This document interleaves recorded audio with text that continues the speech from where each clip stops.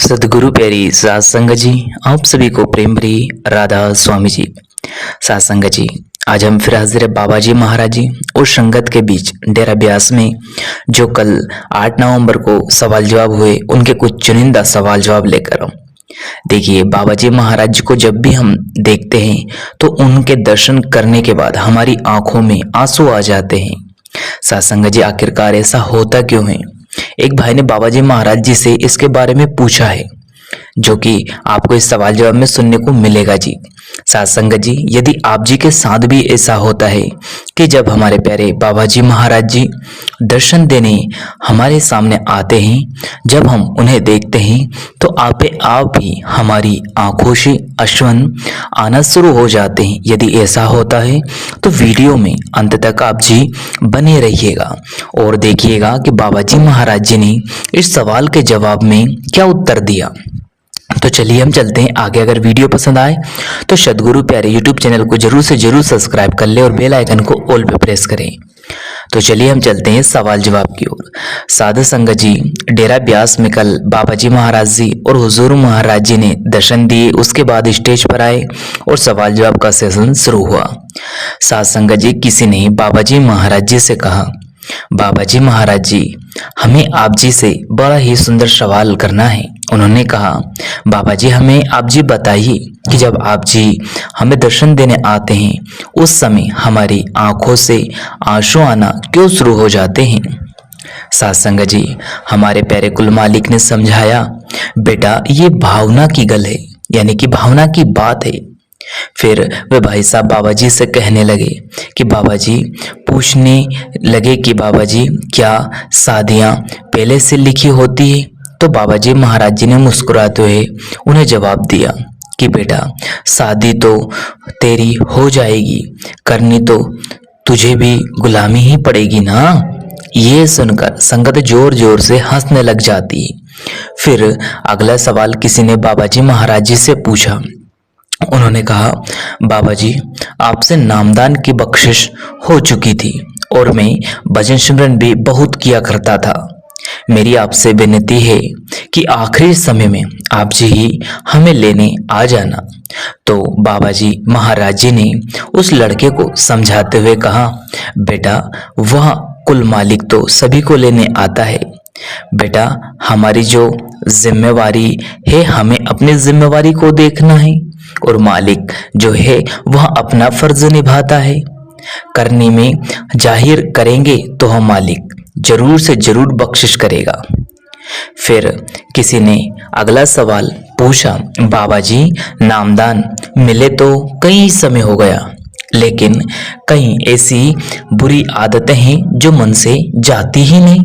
वह आदतें मेरा पीछा छोड़ ही नहीं रही, यानी कि मेरे अंदर से जाने की वह इच्छा ही जाहिर नहीं होती। तो बाबा जी ने समझाया, बेटा, मन तो बड़ा ही कमजोर हुआ बैठा है, मन को ताकत देने वाले हम स्वयं हैं। अब ये हमारे ऊपर निर्भर करता है कि आपने मन की गुलामी करनी है या मन को अपने हिसाब से चलाना है।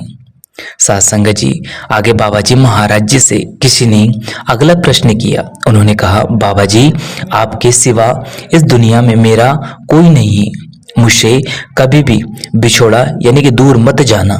तो कुल मालिक ने समझाया, बेटा, मालिक तो सबके साथ है, हर वक्त साथ है। मालिक कभी किसी का साथ नहीं छोड़ता। हम ही हैं जो मालिक से दूर हो जाते हैं और इन भ्रमों में फंसकर भटक जाते हैं। फिर किसी ने अगला सवाल बाबा जी महाराज जी से पूछा, बाबा जी, अगर हम सारी उम्र किसी इंसान की सेवा करें और वही हमें अगर भला बुरा कहने लग पड़े तो हमें क्या करना चाहिए मेरे प्यारे मालिका? तो कुल मालिक ने उसे समझाते हुए कहा कि बेटा, कोई अच्छा कहे या बुरा कहे, हमें तो अपनी जिम्मेवारियों को ईमानदारी से निभाना है।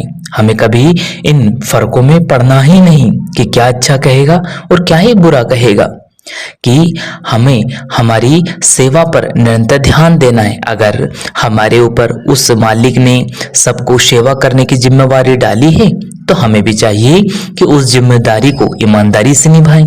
आगे जो भी होगा अच्छा होगा, बस उस मालिक के बहाने में रहें और सेवा करते रहें। फिर किसी ने बाबा जी महाराज जी से पूछा कि बाबा जी, अगर किसी को नामदान नहीं मिला हुआ है लेकिन फिर भी उसके अंदर प्रेम जागृत हो जाता है, उमड़ जाता है, तो क्या करें? तो कुल मालिक यानी कि हमारे प्यारे बाबा जी महाराज जी ने बड़े प्रेम प्यार से समझाते हुए कहा, बेटा हर एक चीज का एक सही वक्त होता है। हमें पहले अपनी नींव को मजबूत रखना है, उसके बाद ही हम आगे बढ़ना है। किसी ने अगला सवाल पूछा। उन्होंने कहा, बाबा जी सब कहते हैं कि वह परमात्मा एक है, तो फिर इतने सारे धर्म मजहब किस लिए बना दिए? तो बाबा जी ने समझाया कि बेटा अलग अलग समय में अलग अलग संत महात्मा हमारे बीच आए, तो उन्होंने समय की जरूरत को भांपते हुए देखते हुए हर एक नए नए साधन उस समय के हिसाब से अपनाए थे, और हमने उनके उपदेशों को दायरों में बांट कर रख दिया बेटा, और आज हम उसी में उलझकर रह गए। साथ संगत जी, फिर किसी ने अगला सवाल कहा, बाबा जी मेरा जो मस्तिष्क है उसमें जो मेरी मेमोरी है वह बहुत ही कमजोर है, और मैं बहुत ही जल्दी किसी भी बात को, किसी भी काम को करने के बाद भूल जाती हूँ, और पढ़ाई कभी भी अच्छे से नहीं कर पाती। तो बाबा जी ने कहा, बेटा हमें पढ़ाई अपनी जरूरत के लिए करनी है, पढ़ाई नहीं करेंगे तो आगे चलकर हम कुछ कर नहीं पाएंगे। फिर वही लड़की आगे बाबा जी से पूछने लगी कि बाबा जी मुझे भी नामदान की जरूरत है, मुझे नामदान दीजिए। तो बाबा जी ने कहा कि बेटा पढ़ाई करेगी तो नामदान भी मिल जाएगा। यह सुनकर बाबा जी महाराज जी भी मुस्कुराए, वह लड़की भी मुस्कुराई और संगत भी मुस्कुराने लगी। फिर किसी ने बाबा जी महाराज जी से पूछा, बाबा जी मुझे सिर्फ आप ही चाहिए, मुझे और कुछ चीज की जरूरत नहीं है। वह लड़की एक ही बात को बारंबार दोहरा रही थी और बिना रुके ही यह बात को कह रही थी, बाबा जी मुझे सिर्फ आप जी चाहिए, इस दुनिया की और कुछ चीजें नहीं चाहिए। तो बाबा जी ने कहा कि सांस तो ले ले बेटी बीच में। तो बाबा जी की यह बात सुनकर संगत जोर जोर से फिर से हंसने लगी। फिर लड़की कहने लगी, बाबा जी अब आप बोलो। तो बाबा जी महाराज जी कहने लगे कि तू मुझे बोलने का मौका अगर देगी तभी तो ना बोलूंगा, तू बोलने का मौका तो दे। संगत यह सुनकर जोर जोर से मुस्कुराने लग पड़ती है। फिर से बाबा जी महाराज जी से वह बहन कहने लगती है, बाबा जी बहुत गलती यानी कि कुछ बोलती रहती हूँ, बाबा जी को जवाब देने का मौका ही नहीं दिया। आखिर में बाबा जी ने मुस्कुराते हुए कहा, आज लगता है तू सब कुछ बोल देगी। तो आगे वह लड़की कहने लगी, बाबा जी मुझे नामदान की पर्ची वाली लाइन से निकाल दिया। तो बाबा जी ने हंसते हुए कहा कि वहां भी अगर इतना बोली होती तो सेवादार तुझे पर्ची लेने अंदर भेज देते। संगत फिर से जोर जोर से मुस्कुराने लगती है। फिर लड़की आगे बाबा जी महाराज जी से कहने लगती है कि बाबा जी मैं जब आपको याद करती हूँ, आपका चिंतन करती हूँ, तो मैं आपके पीछे भागती हूँ, मतलब मेरा मन आपके पीछे पीछे भाग रहा होता है।